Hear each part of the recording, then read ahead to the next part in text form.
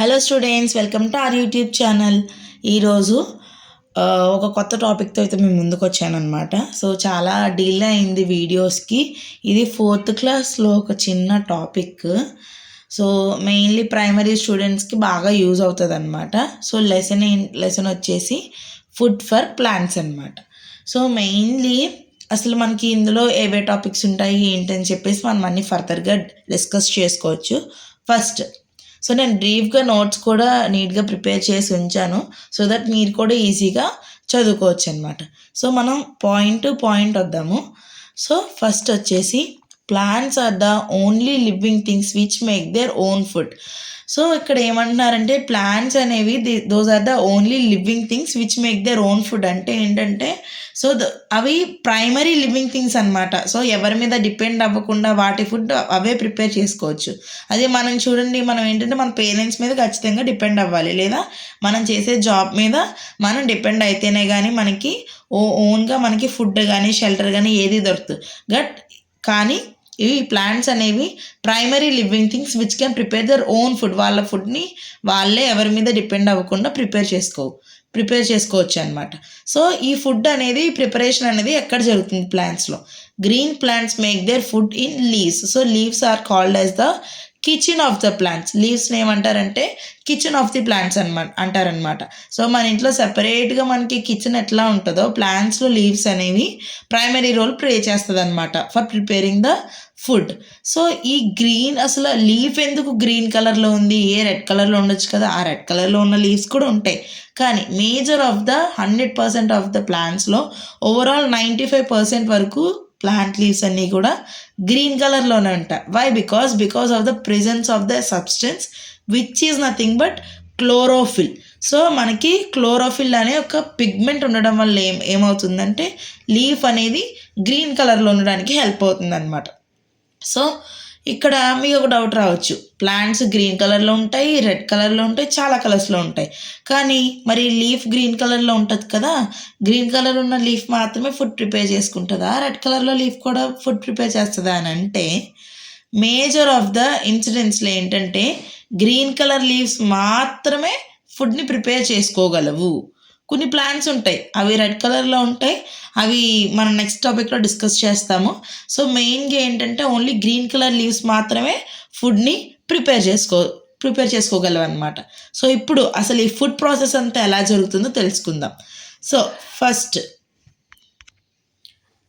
ఈ process of making ఫుడ్లో ఏంటంటే మనం ఆల్రెడీ లీవ్స్ని కిచెన్ ఆఫ్ ది ప్లాంట్స్ అని చెప్పుకున్నాం, కానీ ఇక్కడ ఏమంటున్నాడు, leaves are the known as food factories of the plants.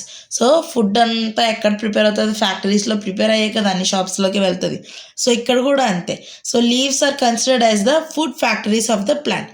So అసలు మనకి ఏదైనా ఫుడ్ ప్రిపేర్ చేయాలంటే కొన్ని ఇంగ్రీడియంట్స్ కావాలి. అలాగే లీఫ్ కూడా తన ప్లాంట్కి ఫుడ్ ప్రిపేర్ చేసుకోవాలి అన్నా, లేదంటే మనకి ఆక్సిజన్ సప్లై ఇవ్వాలన్నా సరే వాటికి కొన్ని కీ ఇంగ్రీడియంట్స్ అనేది కావాలి. అవి ఏంటంటే sunlight from the sun, carbon dioxide from the air, water from the soil. మనం డైలీ వాటరింగ్ చేస్తాం కదా, అలా అనమాట. సో ఈ 3 మెయిన్గా key ingredients for the plants to make the food అనమాట.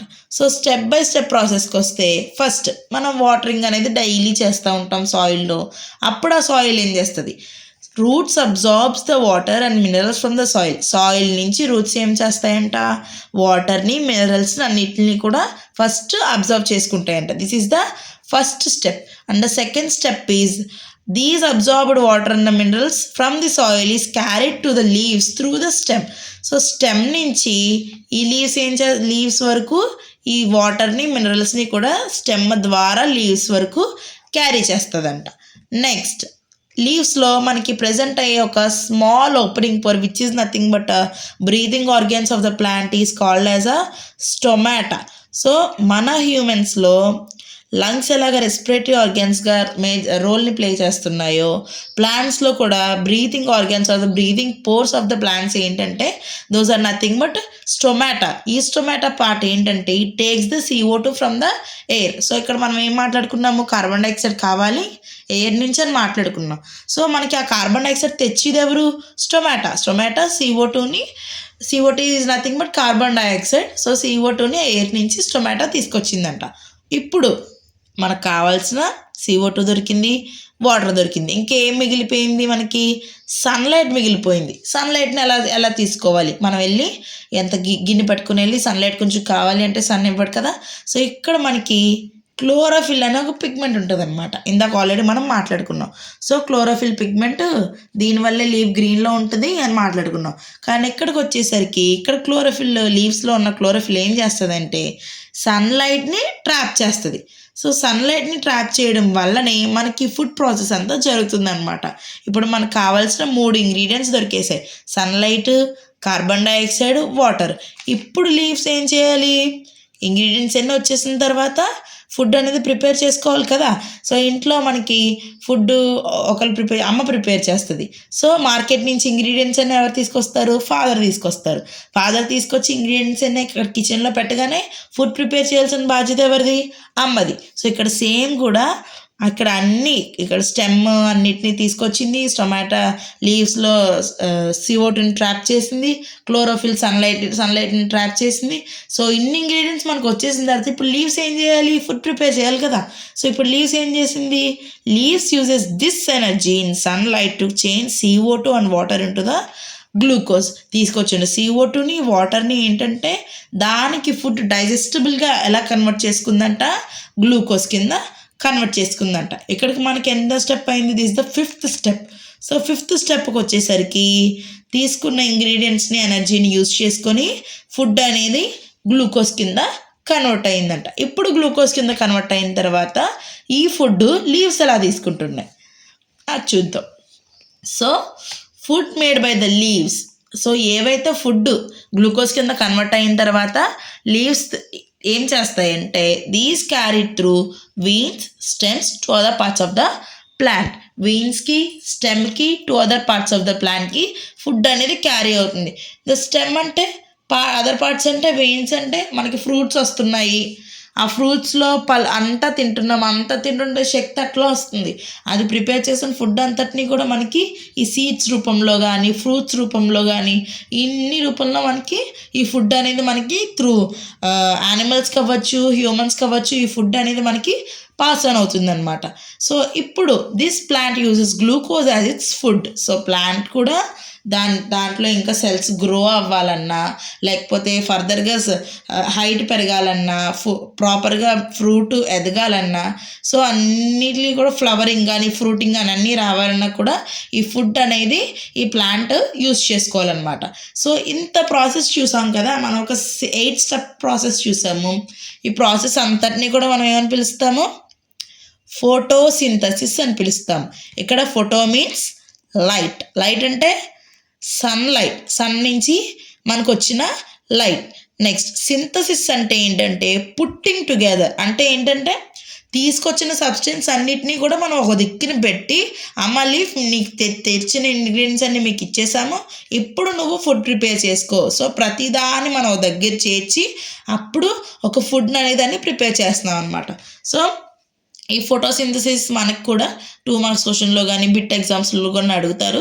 సో వాట్ ఈజ్ ఫోటోసింథసిస్ అనగానే the process of making food by plants from CO2 and water in the presence of sunlight is called as photosynthesis. So ఈ photosynthesis ప్రాసెస్లో మనకు వచ్చే beneficial gas ఏంటి? Nothing but oxygen. So CO2 నార్మల్గా మనం లోపలికి తీసుకెళ్తుంది అంటే బయటికి ఫైనల్గా వాళ్ళు ప్రొడ్యూస్ చేసింది ఏంటి? O2. మనం ఏం చేస్తాం? ఇన్ ద హ్యూమన్స్లో ఏంటంటే మనం O2ని ఇన్హేల్ చేసి CO2ని ఎక్స్హేల్ చేస్తాం. కానీ ఇక్కడ ప్లాంట్లో అల్టిమేట్గా ప్రొడ్యూస్ అయిన గ్యాస్ ఏంటి? O2. During the photosynthesis O2 is given out by the plants. So plants అనేవి O2ని బయటికి పంపించేస్తుంది. ఇది మన ఈక్వేషనల్గా రాసుకుంటే CO2 plus water which is converted into glucose plus oxygen in the presence of sunlight and chlorophyll. ఇక్కడ CO2 ఎవరు తీసుకున్నారు? ఎవరు తీసుకొచ్చారు CO2ని? టొమాటో తీసుకొచ్చింది. వాటర్ ఎవరు తీసుకొచ్చారు? రూట్స్ అబ్జర్వ్ చేసుకున్నాయి. సన్లైట్ని ఎవరు తీసుకొచ్చారు?